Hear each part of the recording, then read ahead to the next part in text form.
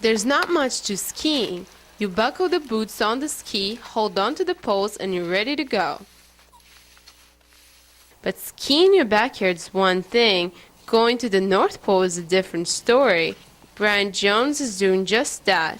He's taking skiing to another level. Good one. If I had reindeer, I'd get there quicker. And he's going to some schools in New Brunswick to talk to the kids about his trip. What color tent are you going to bring? The color of my tent is actually going to be yellow. To get to the North Pole. Does anybody know? A plane. Ski, plane, good. Brian is taking off to Norway, and from there he's skiing to the North Pole with a group of explorers. Fly up to the North Pole, they drop us off and we ski. Brian is an investment counselor. He's not who you'd expect to go on an adventure like this. Has anybody heard of environmental warming? Global warming? That's right. Brian is going to the North Pole because he wants to raise awareness about global warming. He's bringing a distant world closer to the children.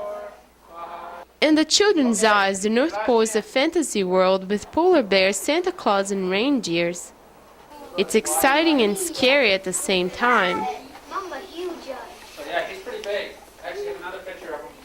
Yeah, but they look like a giant fat snowman. That's right. So they're camouflage, right? Brian's even inspiring some kids to take the plunge. I think it's going to be interesting, and I'd like to do it sometime because I love science and history and things like that. But other students are more hesitant about it.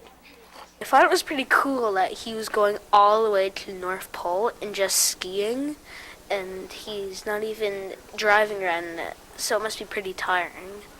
But it would be pretty scary, I think, because there's all sorts of dangers in the North Pole. The average temperature on the North Pole at this time of the year is around -20 to -30 degrees, and that's without the wind chill. Brian will be spending 10 days in the center of the North Pole eating meats and carbohydrates. And anytime he has to pee, he'll have to do it in a bottle like this one if he doesn't want to freeze to death. So I put oneself through this extreme situation. Well, for Brian, there's the personal reason. It's like reaching the top of a mountain, a moment you remember for the rest of your life. And it's also the humanitarian reason.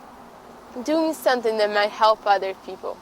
Did you say that you had some letters to take? Brian speaks to the children's dreams. He's taking their letters to Santa with him to the North Pole.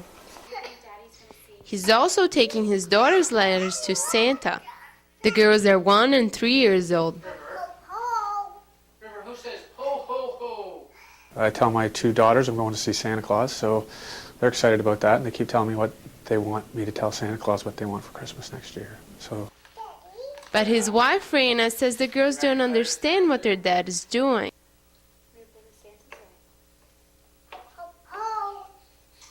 Oh, they're so young, they don't know. They know that Daddy's going to, well, Forrest knows that Daddy's going to the North Pole, but she doesn't realize how far away it is or any of the dangers or anything like that. So basically we just say, Daddy's going to the North Pole, and that's that. It's just one more trip to her that Daddy's taking. Raina doesn't like Brian's idea of going to the North Pole. My first reaction was, I don't think you should go. And that solidified it for him. I think he decided at that point that he was going to go.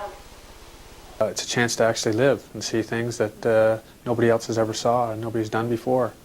But very few people are willing to ski to the North Pole to have their chance of a lifetime. For Stu Journalism, I'm Juliana.